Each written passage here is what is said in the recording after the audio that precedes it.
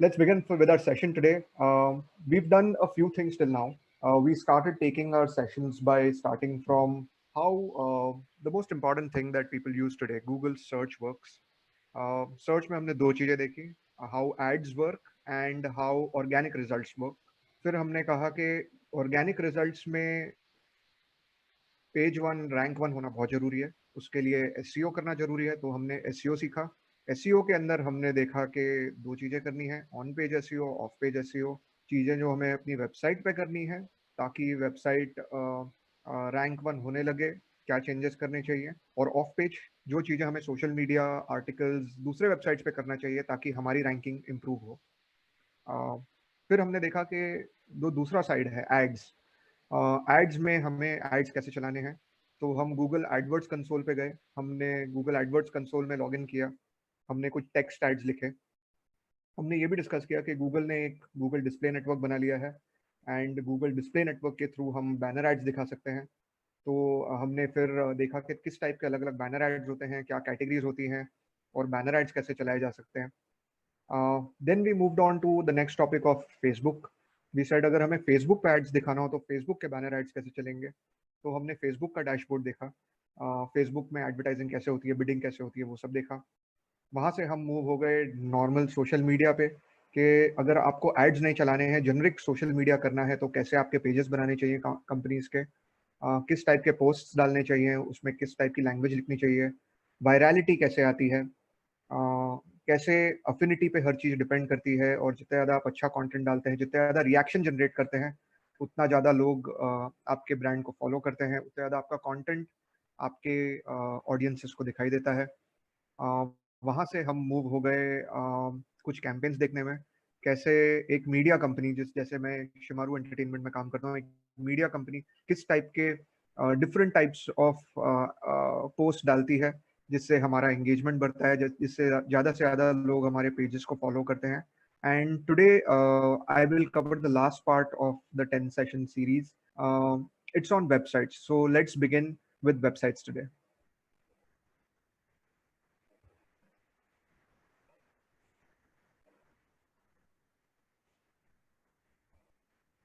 Okay, I hope you can see my screen. Very interesting statistic on interesting चीज है, कहीं मैंने पढ़ा था, इसमें लिखा हुआ था in the time it's taken you to read this sentence, at least 4 new websites have been registered according to internet figures. There are over 1 billion websites. Okay, so point ये है कि इतनी सारी वेबसाइट्स कैसे आ गई है इंटरनेट पे, लोगों ने इतनी सारी वेबसाइट्स कैसे बना दी हैं, बनती जा रही हैं, बार बार लोग इंटरनेट पे वेबसाइट्स बना रहे हैं। ये लोग वेबसाइट बनाते क्यों हैं? सो फर्स्ट बेसिक चीज ये है दैट लोग वेबसाइट इसलिए बनाते हैं क्योंकि उनको कोई कहानी कहनी होती है, उनको अपना प्रोडक्ट बेचना होता है, अपने प्रोडक्ट के बारे में कुछ कहना होता है, अपनी कंपनी के बारे में कुछ कहना होता है। सो ये एक अच्छा जरिया है जिससे आप लोगों तक पहुंच सकते हैं और अपने बारे में बता सकते हैं, अपने बिजनेस के बारे में बता सकते हैं। It's exactly like walking in to my store. आप एक स्टोर बनाते हैं, वैसे ही आप एक वेबसाइट बनाते हैं। आपने इनफैक्ट ये भी देखा होगा कि जब आप हाइपर सिटी में जाते हैं या किसी बड़े स्टोर में जाते हैं, तो आप देखते हो नीचे ऊपर से ड्रॉप डाउन आते हैं, उसमें लिखा रहता है groceries this side, kitchenware this side, furniture this side. हर चीज का एक डायरेक्शन होता है और हर चीज एक मेन्यू कार्ड जैसे दिखाई देती है आपको, ऊपर से ड्रॉप डाउन से आती हुई दिखती हुई। आप नोटिस करेंगे मोस्ट वेबसाइट्स भी वैसी होती हैं। अगर आप flipkart.com पे जाते हैं, अमेजोन पे जाते हैं, और जैसे ही माउस ओवर करते हैं, जैसे ही उस माउस को लेके जाते हैं ऊपर के टैब्स पे, तो वो टैब्स अपने आप खुल जाते हैं और वो आपको बताते हैं क्या क्या सेक्शन है इस वेबसाइट पे। सो आपको इस तरह से देखना है कि आपकी website is a replica of your store. अगर आपके स्टोर में आप बहुत सारी चीजें एक साथ दिखाते हैं, वो इसलिए दिखाते हैं ताकि कंज्यूमर आए, उसको एक बार में सब दिख जाए कि अच्छा ये सब चीजें यहाँ मिलती हैं, इसमें से मुझे कोई ना जो चीज मुझे चाहिए वो इधर ही देख के मिल जाएगी। वेबसाइट भी ऐसे डिजाइन करनी है आपको, आपको आपके वेबसाइट पे हर वो चीज दिखानी है जो आप चाहते हैं आपका कंज्यूमर देखे, शायद खरीदे, पहचाने, या फिर एटलीस्ट इंक्वायरी करे प्रोडक्ट के लिए। बड़ी इंटरेस्टिंग चीज मैंने कहीं सुनी थी कि वेबसाइट का ऑब्जेक्टिव क्या होना चाहिए, and the answer is very simple. The objective of your website should be to generate a click. Click का मतलब ये है कि आपकी वेबसाइट देखने के बाद कंज्यूमर ने किसी ना किसी चीज पे टच करना चाहिए, कोई ना कोई चीज ओपन करनी चाहिए, बिकॉज जैसे ही कंज्यूमर ने कोई ना कोई चीज टच की है, कुछ ना कुछ ओपन किया है, वहां से उसकी जर्नी स्टार्ट हो गई है डीप डाउन जाने के लिए कि आपको इससे ये पता चलता है कि उसको किस प्रोडक्ट में इंटरेस्ट है। अगर आप देखें आपके नॉर्मल स्टोर में भी यही होता है, कंज्यूमर आता है, सब कुछ देखता है, एज अ शॉपकीपर आप भी देखते रहते हैं कि अच्छा ये देख रहा है अभी क्या चल रहा है, फिर वो जाके एक पर्टिकुलर प्रोडक्ट को टच करता है और इमीडिएटली आपको पता चल जाता है अच्छा ये तो ग्रोसरीज खरीदने आया है, या फिर ये टॉयलेटरीज खरीदने आया है फॉर एग्जाम्पल। तो आपको इमीडिएटली पता चल जाता है इसका इंटरेस्ट क्या है। फिर आप बहुत सारे स्टोर्स में ये भी देखते हैं कि बहुत सारे सेल्स वाले पहले आके खाली ऑब्जर्व करते हैं कि कंज्यूमर क्या कर रहा है, जैसे ही वो किसी प्रोडक्ट को टच करता है फिर सेल्स वाला आके बोलता है सर मैं आपको उसमें और वैरायटी दिखा सकता हूँ, मैं आपको और इन्फॉर्मेशन दे सकता हूँ। एग्जैक्टली यही रेप्लिकेट करना है हमें वेबसाइट्स पे। हमें एक ऐसी वेबसाइट क्रिएट करनी है जिसमें हमारे सारे प्रोडक्ट्स को हाईलाइट करें, कुछ प्रोडक्ट्स को फीचर करें, कुछ प्रोडक्ट्स को ज्यादा विजिबिलिटी दें अगर उनको हम प्रमोट कर रहे हैं, बट एक ऐसा होम पेज बनाएं जिससे कंज्यूमर आके किसी ना किसी चीज पे टच करे। जैसे ही वो किसी चीज पे टच करे आप उसको और इन्फॉर्मेशन दीजिए उस प्रोडक्ट के बारे में। तो आप बेसिकली जैसे नॉर्मल स्टोर में करते हैं यहाँ पे भी वही करते हैं। डिजिटल मार्केटिंग में इसको थोड़ा और टेक्निकल टर्म्स बोला जाता है फनल क्रिएशन। आप फनलाइज कर रहे हैं उसको, एक पर्टिकुलर डायरेक्शन में लेके जा रहे हैं क्योंकि उसने एक प्रोडक्ट पे क्लिक किया है, अब उसी प्रोडक्ट की इन्फॉर्मेशन ज्यादा से ज्यादा देते जा रहे हैं। वेबसाइट बनाने में दो चीजें हैं, एक आपको वेबसाइट बनानी है अगर आपने नहीं बनाई है, दूसरी आपको वेबसाइट मेंटेन करना है।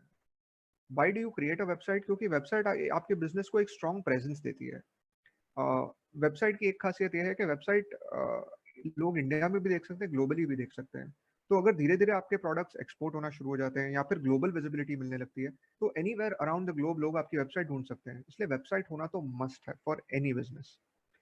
सबसे पहले आपको ये सोचना है कि मेरे की कंपोनेंट्स क्या है वेबसाइट के। की कंपोनेंट्स का मतलब ये है आपको सबसे पहले प्लानिंग करनी है वेबसाइट बनाने के पहले कि मेरी वेबसाइट एग्जैक्टली क्या दिखेगी।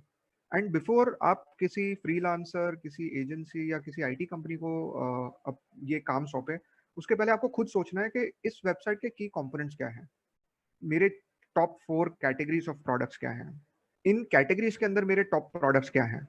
आपको खुद ही इमेजिन करना है as the owner of your business, and don't leave it to your agencies. आप खुद इमेजिन करिए कि यार मेरी वेबसाइट पे ये पोर्शंस होना जरूरी है, ये सारी चीजें टॉप पे दिखनी चाहिए, इन चीजों के अंदर ये प्रोडक्ट्स आने चाहिए।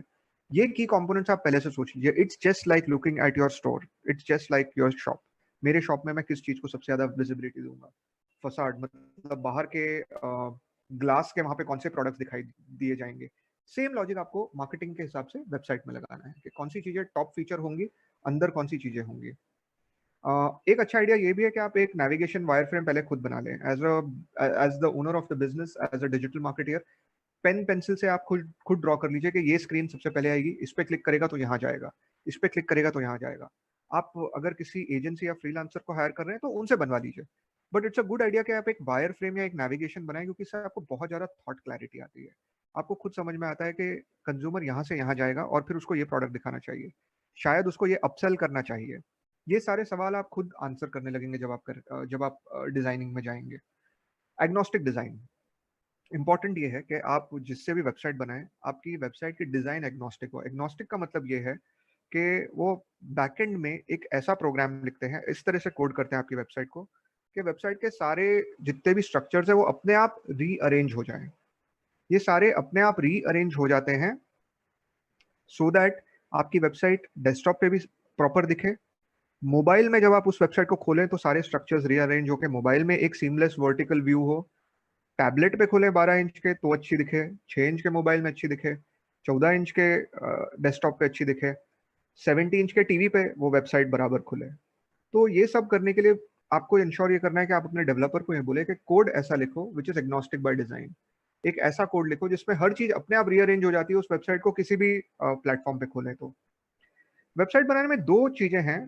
आजकल एक नया नाम आ गया है, आप स्क्रीन पे देख रहे हैं, कंटेंट मैनेजमेंट सिस्टम। सो वेबसाइट दो तरीके से बन सकती है, या तो आप पूरी वेबसाइट को कोड करवाइए किसी डेवलपर से, तो वो पूरा A to Z आपकी वेबसाइट का प्रोग्राम लिखेगा और वेबसाइट फिर दिखना शुरू हो जाएगी। दी अदर ऑप्शन इज आप एक कंटेंट मैनेजमेंट सिस्टम के साथ काम करिए। CMS कहा जाता है इसको।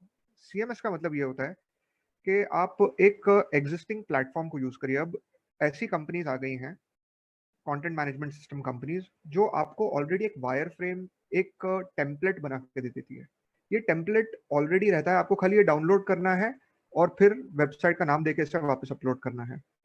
इस टेम्पलेट में जगह होती है आपका ब्रांड का लोगो डालने की, आपके ब्रांड का नाम लिखने की, डिस्क्रिप्शन लिखने की, फोटोज डालने की। तो बेसिकली ये एक ढांचा है जो ऑलरेडी कुछ कंपनीज बना के दे रही है। टेम्पलेट में फायदा यह है कि इसकी पूरा कोड लिखा हुआ है, आपको खाली अपलोड करना है आपके इमेजेस, आपका टेक्स्ट, आपके अबाउट अस, आपको खाली डेटा फीड करना है, टेम्पलेट बना हुआ है और वेबसाइट फटाफट बन जाती है। आज के तारीख में एक्चुअली एक डेवलपर को अगर एक CMS से वेबसाइट बनानी है 2 से 3 दिन लगते हैं। It is as fast as that. पुराने जमाने में ऐसा होता था कि वेबसाइट बनाने के लिए महीने लग जाते थे एंड बहुत सारा कोड लिखना पड़ता था। आजकल कोड लिखा हुआ है, इट्स अ टेम्पलेट। तो आप एक कंटेंट मैनेजमेंट सिस्टम ले सकते हैं और काफी सारे कंटेंट मैनेजमेंट सिस्टम्स के टेम्पलेट्स फ्री हैं। जैसे वर्डप्रेस। वर्डप्रेस एक टूल है जिसपे फ्री में अवेलेबल है टेम्पलेट्स, आप यूज कर सकते हैं। विक्स का नाम सुना होगा आपने, विक्स के बड़े एड्स आते हैं, विक्स पे आप खुद बना सकते हैं। और अगर आपको कुछ बहुत ही कॉम्प्लेक्स करना है जिसमें बहुत सारे फाइनेंशियल ट्रांजैक्शंस हैं, या फिर ई कॉमर्स वेबसाइट ऐसी है जिसमें बहुत सारे अलग अलग ऑफर चलते हैं, कूपन चलते हैं, तो आप किसी पेड टेम्पलेट वाले कंपनी के साथ भी काम कर सकते हैं। जैसे जूमला, फेमस कंपनीज है ये जिनके खुद के टेम्पलेट्स है, बट ये और कॉम्प्लेक्स चीजों के लिए है। अगर आपका कोई ऐसा प्रोडक्ट है जो बहुत ही ज्यादा कॉम्प्लेक्स है, जिसमें बहुत ज्यादा ट्रांजैक्शंस हैं, बहुत ज्यादा कूपनिंग, नॉन कूपनिंग, अलग अलग चीजें हो जाती है, लोगों के लॉगिन क्रिएट होते हैं, उनकी हिस्ट्री होती है, अगर बहुत ज्यादा कॉम्प्लेक्स है तो आप बिल्ड फ्रॉम स्क्रैच भी कर सकते हैं। For example, lot of banking applications are built from scratch. That's because they cannot, वो एक टेम्पलेट पे यूज नहीं कर सकते, उनका यूज केस बहुत ही स्पेसिफिक होता है और उनके इतने स्पेसिफिक बिजनेस रिक्वायरमेंट के लिए उनको बिल्ड करना ही पड़ता है। The last thing is when you make a website, you have to maintain it. Maintenance का जरूरत बहुत है, बिकॉज कॉन्स्टेंटली ऐसा होता रहेगा कि आपके प्रोडक्ट्स चेंज होते रहेंगे, प्राइसिंग चेंज होती रहेगी, और अगर ये छोटे मोटे चेंजेस नहीं हो रहे तो फटीक हो जाता है। कुछ टाइम बाद आपकी वेबसाइट बोरिंग लगने लगती है, और बोरिंग इसलिए लगने लगती है क्योंकि दुनिया का ही स्टाइल बदल जाता है। आजकल आजकल मैं देख रहा हूँ बहुत सारी वेबसाइट टाइल्ड फॉर्मेट्स में, अलग अलग ब्लॉक्स होते हैं, टाइल्स होती हैं, हर चीज एज टाइल्स दिखाई देता है। सो एक वो फैशन है, फैशन बदल जाता है, आपकी वेबसाइट पुरानी दिखने लगती है। तो आपको फैशन के साथ भी इवॉल्व होना है। इफेक्टिव वेबसाइट के कुछ इंपॉर्टेंट पिलर्स हैं। सबसे पहले आप प्लानिंग करिए कि क्या क्या होना चाहिए, की कंपोनेंट्स क्या है, वेबसाइट कैसी दिखनी चाहिए। एक डिज़ाइन बनवाइए, फिर एक बार डिज़ाइन अप्रूव हो जाए फिर डेवलपमेंट में जाइए। या तो डिज़ाइन आप खुद बनवाइए, या फिर एक टेम्पलेट सिलेक्ट कर लीजिए कि अच्छा ये एग्जिस्टिंग टेम्पलेट में ये कलर्स में मेरी वेबसाइट बननी चाहिए। ये चीज़ आप अपने डेवलपर्स को भी बता दीजिए, या किसी अगर आप फ्रीलांसर से करवा रहे हैं तो उससे करवा लीजिए। वेबसाइट बनने के बाद टेस्टिंग करिए। टेस्टिंग इज एक्सट्रीमली इंपॉर्टेंट कि बराबर चल रही है कि नहीं। अगर सब कुछ बराबर है तो फिर उसे इंटरनेट पे डाल दीजिए और चालू करवा दीजिए। यूजेबिलिटी और एक्सेसिबिलिटी टेस्टिंग जरूर करिए। इसका मतलब ये हो गया कि आप जैसे वेबसाइट को देख रहे हैं, क्या होता है एज अ बिजनेस, जब हम खुद वेबसाइट बनाते हैं तो हमें सब पता होता है कि कौन सी चीज कहाँ है, बट किसी न्यूट्रल नए थर्ड पार्टी से को बिठाइए और देखिए, ऑब्जर्व करिए कि वो आपकी वेबसाइट कैसे यूज करता है। क्या उसे इंट्यूटिवली, क्या उसे अपने आप समझ में आ जाता है कि कौन से बॉक्स के अंदर मुझे क्या दिख जाएगा। अगर मैं आपसे एक सिंपल सवाल पूछूं, आपको ऐसे कितने मोबाइल ऐप्स पता है जिनके अंदर मैनुअल होता है on how to use the mobile app? ऐसा कोई मोबाइल ऐप नहीं होता है, मोबाइल ऐप के अंदर मैनुअल नहीं होता है वो मोबाइल ऐप कैसे यूज करें। बट मोबाइल ऐप का जो डिजाइन है वो इतना इंट्यूटिव है। वो हर मोबाइल ऐप आजकल इस तरह से बनाया जा रहा है कि कंज्यूमर को खुद आगे पता चल जाता है कि ये फॉरवर्ड बटन से मैं नेक्स्ट पेज पे जाऊंगा, बैक बटन से पीछे जाऊंगा, होम बटन से मैं होम पेज पे पहुंचूंगा, प्रोडक्ट बटन से यहाँ पहुंचूंगा। इंट्यूटिव है, उसको आदत पड़ गई है कुछ चीजें देखने की। आपको हर डिजाइन ऐसे ही बनानी है कि कंज्यूमर को खुद समझ में आ जाना चाहिए कहाँ से कहाँ नेविगेट करना है। और अगर आपको, the best way to do it is a usability accessibility testing. Identify with different people कि वो आपकी वेबसाइट को कैसे खोलते हैं और कैसे कैसे अलग अलग पोर्शंस पे जाते हैं। ऑल्सो आइडेंटिफाई करिए कि लोग अलग कंट्रीज में स्लो इंटरनेट कनेक्शंस में कैसे देख पा रहे हैं वेबसाइट को। होस्टिंग आपको वेबसाइट के लिए और एक चीज लगती है, आपको सर्वर स्पेस लेनी पड़ती है। बहुत सारी कंपनीज हैं जो सर्वर्स चलाती हैं, यहाँ पे आपकी वेबसाइट फिजिकली बैठी होती है। जब कोई आपका यूआरएल लिखता है, वेबसाइट का नाम लिखता है, तो उस सर्वर से वो वेबसाइट उस कंज्यूमर के ब्राउजर पे, क्रोम वगैरह पे दिखाई देती है। सो होस्टिंग कंपनीज में आपको डिसाइड करना है कि आपको किस टाइप की होस्टिंग चाहिए। नाउ दो टाइप की होस्टिंग टिपिकली होती है, डेडिकेटेड एंड शेयर्ड।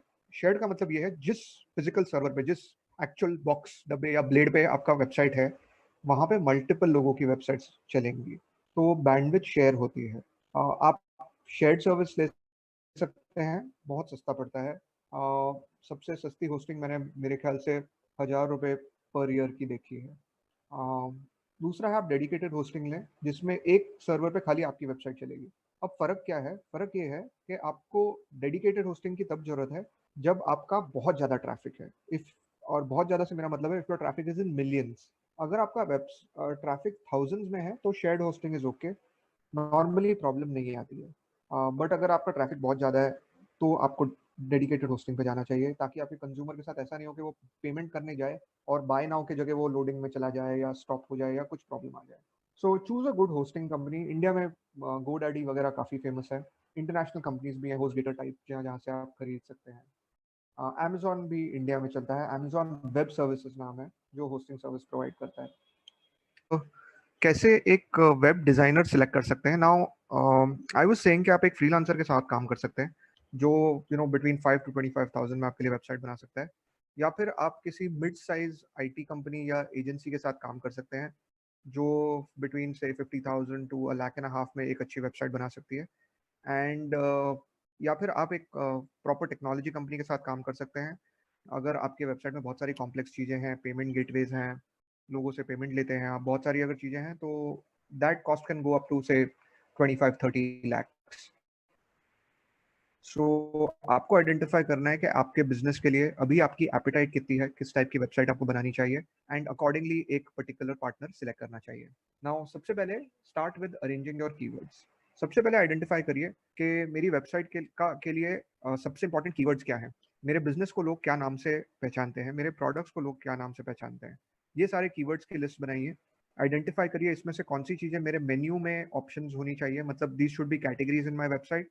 और ये भी आइडेंटिफाई करिए कौन से कीवर्ड्स आपकी वेबसाइट में जनरली एज कंटेंट होने चाहिए, ताकि ताकि आपका एसईओ स्ट्रांग हो। और एक कंटेंट स्ट्रक्चर डिफाइन करिए कि कौन सी चीज़ कहाँ होगी। एक स्ट्रांग होम पेज डिज़ाइन बनाइए, जैसे ही कोई वेबसाइट पे लैंड करे तो उसको ऐसा लगना चाहिए वाओ, ये this is a great website. अच्छा वेब कंटेंट लिखवाइए किसी से which grabs attention, is scannable, is original. Don't try to copy what other people are trying to do. Use the inverted pyramid. इसका मतलब ये है कंज्यूमर को थोड़ा इन्फॉर्मेशन दिखाइए एक प्रोडक्ट के बारे में, अगर वो क्लिक करता है उस प्रोडक्ट के बारे में तो उसको उसी प्रोडक्ट के बारे में ज्यादा ज्यादा इन्फॉर्मेशन दिखाते जाइए, सो दैट जस्ट लाइक आपके शॉप में होता है, आप एक प्रोडक्ट सिलेक्ट करते हैं, फिर वो दुकानदार उसी प्रोडक्ट और उसके रिलेटेड सारे प्रोडक्ट्स की आपको एक्सप्लेनेशन देता है। Be consistent from a language, tonality etcetera point of view, and engage with your reader. उसको एंगेजिंग लगना चाहिए जो आपका वेबसाइट देख रहा है। बहुत सारे अलग टाइप के वेबसाइट्स होते हैं, catalogue, e commerce, static, dynamic, blog, सब डोमेन। मैं कुछ एग्जांपल्स दिखाता हूँ ये कैसी दिखती हैं वेबसाइट्स। ये कैटलॉग वेबसाइट का एग्जांपल है। फ्लिपकार्ट पे अगर आप देखें तो हर प्रोडक्ट एक कैटलॉग जैसा दिखता है। आप किसी भी एक पर्टिकुलर कैटेगरी ऑफ प्रोडक्ट्स पे क्लिक करिए, वॉशिंग मशीन पे क्लिक करेंगे तो सारी वॉशिंग मशीन आ जाती है। तो यहाँ पे भी आप देखिए अलग अलग कैटेगरीज हैं। अगर आपके पास भी मल्टीपल कैटेगरीज हैं तो आप ऐसा बनाइए। अगर आपके पास एक ऐसा प्रोडक्ट है जिसमें आपको अपने प्रोडक्ट के बारे में भी बताना है, सपोज आपका प्रोडक्ट ऑनलाइन सेल नहीं होता है, लेकिन उसका जो मेकिंग का प्रोसेस है, या फिर कोई ऐसा प्रोडक्ट है जिसमें आपके पास बहुत सारी इंफॉर्मेशन है प्रोडक्ट के बारे में बताने के लिए which is not related to sales, तो फिर आप ब्लॉग भी बना सकते हैं और अपने प्रोडक्ट के बारे में ब्लॉग लिख सकते हैं। आप सब डोमेन या माइक्रो साइट्स बना सकते हैं। दैट मीन्स अगर आपके वेबसाइट का नाम abc.com है तो आप उसके मल्टीपल वर्जन बना सकते हैं, जैसे india.abc.com, australia.abc.com, या फिर आप इसको एज माइक्रो साइट्स भी बना सकते हैं, abc.com/india, abc.com/australia। So you can run different version of your website in different countries. आप फोरम्स बना सकते हैं। फॉर एग्जाम्पल ये वो टाइप की वेबसाइट्स होती है जहाँ पे आप ज़्यादा नहीं बोलते हैं, कंज्यूमर ज़्यादा बोलता है, कंज्यूमर एक दूसरे से आके बातें करते हैं। बहुत सारी आपने वेबसाइट देखी होंगी ऑटोमोबाइल में, फेसबुक भी कुछ इसी टाइप का है ऑलमोस्ट, जहाँ पे लोग आके एक दूसरे से बातें करते हैं। फ्लिप बुक्स बना सकते हैं। बेसिकली आप क्लिक करते हैं तो वेबसाइट का हर पन्ना एक के बाद एक टर्न होता है। बहुत सारे फैशन वेबसाइट्स जो उबर लग्जरी प्रोडक्ट सेगमेंट में है, वो लोग ऐसी वेबसाइट्स बनाते हैं। ओवरऑल स्ट्रेटेजिकली आपको कुछ चीज़ों का ध्यान रखना है कि आप वेबसाइट इस तरह से बना रहे हैं कि एक इन्वर्टेड एक मार्केटिंग फनल क्रिएट हो रही है। सबसे पहले आपकी वेबसाइट के थ्रू आप लोगों को इंफॉर्मेशन दे रहे हैं, तो आप बहुत सारे इंप्रेशंस बर्न करते हैं, लोगों को अपनी वेबसाइट पे लेके आते हैं ताकि लोगों को मार्केटिंग कैंपेन्स के थ्रू आपकी वेबसाइट के बारे में पता चले। ऑनलाइन ऑफलाइन दोनों टाइप की मार्केटिंग करते हैं ताकि लोगों को पता चले कि ऐसी एक वेबसाइट एग्जिस्ट करती है। इससे आपको मिलती है अवेयरनेस। लोगों लोगों को पता चलता है कि you as a business exist. अगर आपको आपके बैकएंड एनालिटिक्स देखना है तो फिर आपको आइडेंटिफाई ये करना चाहिए कि मैं जितने इंप्रेशंस बर्न करता हूँ, जितनी बार मेरी वेबसाइट लोग जितना ट्रैफिक आता है, या फिर जितने लोगों को मेरी वेबसाइट दिखाई जाती है, जितने लोग उसके एड्स को व्यू करते हैं, उसमें से कितने लोग इंटरेस्टेड है मेरी वेबसाइट में। ये आपको पता चलता है through your CTR, which is click through ratio. पहले भी मैंने एक्सप्लेन किया है, it is basically of the people who are being shown your website, कितने लोग क्लिक कर रहे हैं।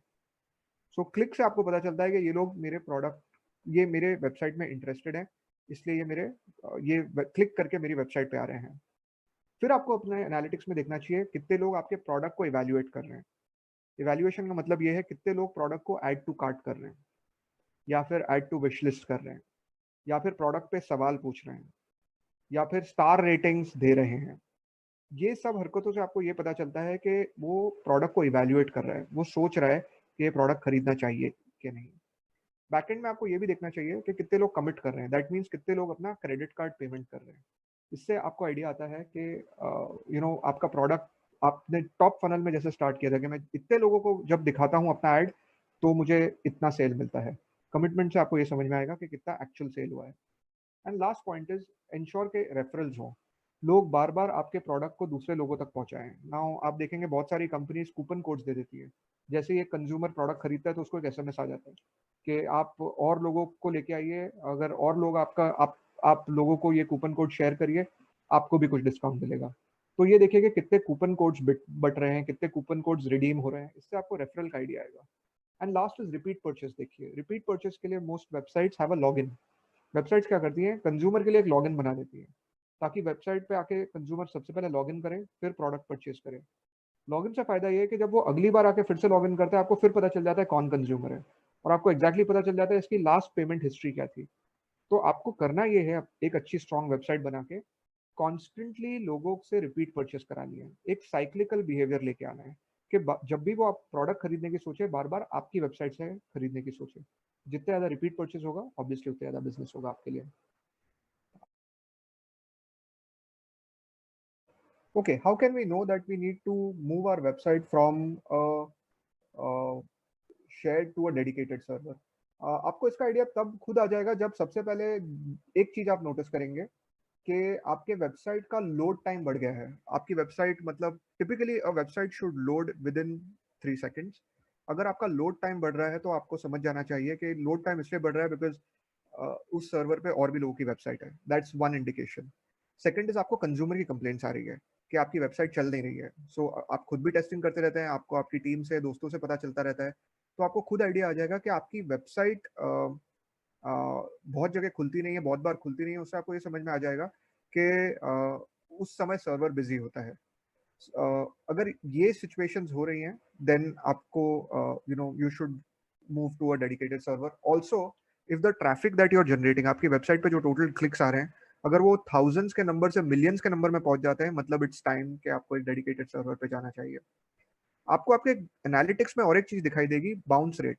बाउंस रेट का मतलब ये होता है पीपल जो आपके वेबसाइट पे आए, आपके वेबसाइट पे उन्होंने कुछ नहीं किया और छोड़ के चले गए वेबसाइट, एब्सोल्युटली बाउंस ऑफ हो गए, मतलब ये आपके वेबसाइट पे आए हैं, बिना कुछ किए निकल गए हैं। अगर आपके वेबसाइट पे बाउंस रेट बहुत हाई है, 80-90% पहुंच गए, इसका मतलब ये है कि ये वो लोग हैं जिन्होंने आपकी वेबसाइट खोली, वेबसाइट पे पहुंच गए, पर वो वेबसाइट पूरी लोड ही नहीं हुई, थोड़ी देर रुके और छोड़ के चले गए। बाउंस रेट हाई है, मतलब may be it's time to move to a dedicated server. So अगर ये सारे रीजन हो रहे हैं then you may want to shift servers. Do you need to buy different servers for different countries? नहीं, not really necessary. आप एक ही country में खरीद सकते हैं सर्वर और अच्छा चल जाता है। अगर आपको हाँ स्पेसिफिकली ऐसा लगे कि नहीं, अलग कंट्रीज में वेबसाइट बहुत स्लो चल रही है, तो आप वहाँ का भी एक लोकल सर्वर ले सकते हैं। Approximate cost of making a website, as I told you, it could be anything between say 5,000 to about 25 lakhs. आपको आइडेंटिफाई करना है आपको किसके साथ काम करना है, फ्रीलांसर के साथ, एक स्मॉल एजेंसी के साथ, mid term mid size agency के साथ, एक बिग एजेंसी के साथ, या फिर एक फुल टाइम आईटी कंपनी के साथ। how many keywords can we use in a website articles and how many times? Well, अगर आप आर्टिकल्स लिख रहे हैं अपने वेबसाइट पे, आपने एक ब्लॉग वाला पार्ट बना रखा है, आपको खाली एक चीज इंश्योर करना है, आप कितना भी कंटेंट डाल सकते हैं आपकी वेबसाइट पे, जस्ट इंश्योर कि वो कंटेंट डुप्लीकेट नहीं हो, रिपीट नहीं हो, क्योंकि अगर कंटेंट डुप्लीकेट होता है तो फिर गूगल आपकी सर्च में, एसईओ में आपकी रैंकिंग कम कर देता है. Remember we spoke of this earlier that duplicate content reduces your page rank. तो अगर आप नया कंटेंट लिख पाते हैं ज्यादा कीवर्ड्स के साथ, तो आप आपके वेबसाइट पे डालते जाइए. जब आप टेक्स्ट डालते हैं तो ज्यादा स्पेस भी नहीं लेता है, तो वेबसाइट ज्यादा हैवी बनती भी नहीं है, लाइट वेबसाइट होती है, फटाफट खुल जाती है. Text does not take a lot of, is not heavy, मतलब वो जीबीज या एमबीज में नहीं जाता है, वो डेटा केबीज में होता है. यस, विक्स, वीबली एक्सेट्रा, ये सब अच्छे प्लेटफॉर्म्स हैं, आप इन पे वेबसाइट बना सकते हैं.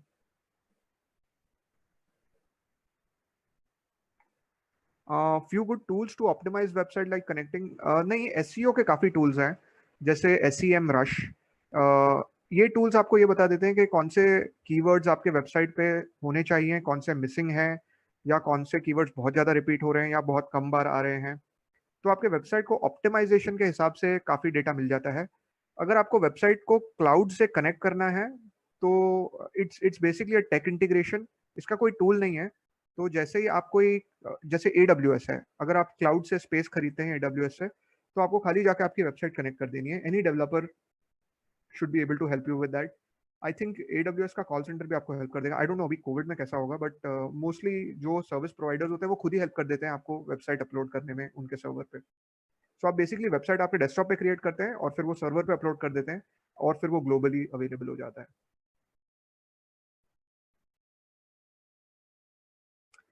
Okay, even after writing a good article in a blog, we don't get good traffic.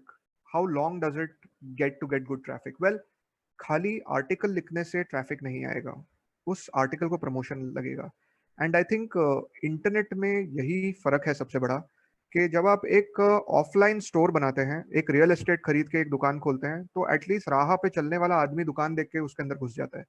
Internet पे यही प्रॉब्लम है, इंटरनेट पे दिखाई नहीं देती है वेबसाइट. तो आपने एक यूआरएल ले लिया, सर्वर स्पेस ले ली, वेबसाइट बना के अपलोड कर दी, किसी को पता नहीं है, किसी को पता नहीं चलता है. तो हेंस आपको सोशल मीडिया करना पड़ेगा, आपके आर्टिकल को पॉपुलराइज करना पड़ेगा, फेसबुक, लिंक्डइन, ट्विटर एक्सेट्रा, ये सब करके. या फिर आपको आपकी वेबसाइट के ऊपर, आपको शायद सोशल मीडिया में थोड़ा पैसा लगा के लोगों तक पहुंचना पड़ेगा, ट्रैफिक जनरेट करना पड़ेगा आपकी वेबसाइट पर ट्रैफिक लाने के लिए. What is the maximum number of pages for a website? नहीं, ऐसा कुछ मैक्सिमम नंबर नहीं है. अगर आपके पास बहुत सारे प्रोडक्ट्स हैं तो आप पेजेस ऐड कर सकते हैं. लाइक फॉर एग्जांपल आप Amazon देखिए, every product page is a new page. हर नए पेज का एक यूआरएल है. अब Amazon पे प्रोडक्ट्स कितने सारे हैं, so it just depends on how much you have to share with the world outside. Can we make a website on our own without knowledge of coding? Yes, you can. But I would only suggest कि जब आप website खुद बनाने की कोशिश कर रहे हैं तो किसी प्लेटफॉर्म को यूज करिए, जैसे विक्स या फिर वर्डप्रेस. ये प्लेटफॉर्म्स काफी इजी हैं और इन सब के लिए काफी वीडियोस अवेलेबल है. तो एज आई टोल्ड यू, शायद आपको 3 से 5 या 10 दिन लग जाएंगे खुद से वेबसाइट बनाने में. Depends on how much exposure do you already have. What is the difference between an intra site and a website? हाँ, एक इंट्रानेट कहते हैं एक्चुअली इसको. ये इंट्रा साइट्स मतलब आप कोई भी एक ऐसी वेबसाइट चला रहे हैं जो खाली आपके ही डोमेन पे चलेगी, मतलब आपके इंट्रानेट पे चलेगी, इंटरनेट पे नहीं, इंट्रानेट. बहुत सारे ऑफिसेज में कुछ ऐसे डोमेन्स होते हैं जो वो खाली अपने ऑफिस में दिखाना चाहते हैं, तो ये वेबसाइट्स खाली वहां से एक्सेस हो सकती है जब आप अपने खुद के ऑफिस में बैठे हों, और ये खाली उस लोकल नेटवर्क पे चलती हैं. अगर आप उसी वेबसाइट को इंटरनेट पर डाल देंगे तो पूरा ग्लोबली दिखाई देगा, बट कुछ वेबसाइट्स आप ऐसे भी क्रिएट कर सकते हैं जो खाली एक सेट ऑफ पीपल देखे, फिर इंटरनेट पे बाहर वाले लोगों को नहीं दिखता है वो. Can I elaborate about WordPress? Sure. WordPress एक ऐसा टूल है, एक ऐसा प्लेटफॉर्म है जहाँ पे वेबसाइट बनाने के लिए बहुत सारे टेम्पलेट्स बने हुए हैं. तो टाइटल डालने की जगह वहाँ पे सेव्ड है, इमेजेस डालने के लिए अलग अलग जगह सेव्ड है. आपको खाली वर्डप्रेस इंस्टॉल करना है और बैकएंड से टेक्स्ट, इमेजेस, सारा आपको जो भी वेबसाइट पे कहना है वो अपलोड करना है. जैसे ही आप अपलोड करेंगे ऑटोमेटिकली वो वेबसाइट पे दिखने लगेगा. नाउ वर्डप्रेस कैसे कमाता है? Why does WordPress do it for you for free? क्योंकि वर्डप्रेस में एक्चुअली कुछ एड ऑन्स हैं. अगर आपको कुछ स्पेसिफिक टाइप की डिज़ाइन चाहिए, which is a complicated design, या कोई एक कोई ऐसा अलग फीचर है which which cannot come for free, तो फिर आप उसके लिए वर्डप्रेस को अलग से पैसे देके वो फीचर खरीद सकते हैं। बट अगर आप फीचर्स नहीं खरीदें तो भी फ्री लेवल पे भी वर्डप्रेस में बहुत अच्छे टेम्पलेट्स अवेलेबल हैं, आप खुद ही एक वेबसाइट बना सकते हैं। Thanks, good bye everyone.